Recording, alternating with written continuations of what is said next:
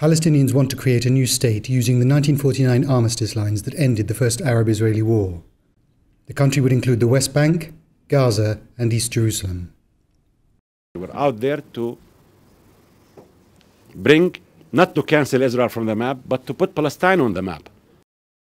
The United Nations, European Union and Russia have endorsed the idea that peace negotiations should be based on the armistice lines, also known as the 1967 lines, with mutually agreed land swaps. In May, President Obama said the United States supports the concept. We believe the borders of Israel and Palestine should be based on the 1967 lines with mutually agreed swaps, so that secure and recognized borders are established for both states. The 1967 boundary is known as the Green Line because it was drawn in green on the armistice map.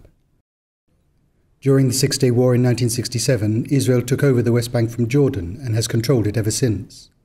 In part because it says that the 1967 line creates a sliver of Israel that is about 9 miles wide at its narrowest and is impossible to defend. Even if the Green Line is the starting point of talks to draw a permanent border, negotiators will have to deal with the planned 460-mile barrier that Israel has been building since 2002. In some places, the barrier is a 30-foot concrete wall.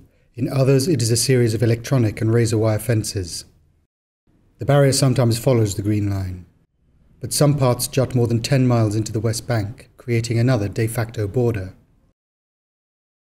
Underscoring the problems that negotiators will face, Israel currently holds full authority and security control over 60% of the West Bank, and will want to maintain a military presence in the Jordan River Valley, because, it says, it is needed to defend against attacks from the east.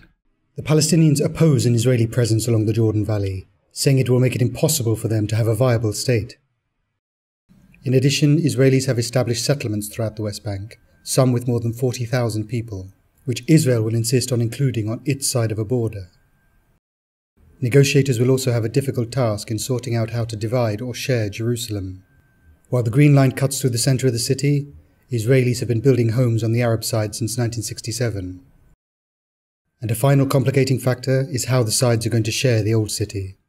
Sacred to Jews, Muslims and Christians, it is entirely located on the Arab side of the line.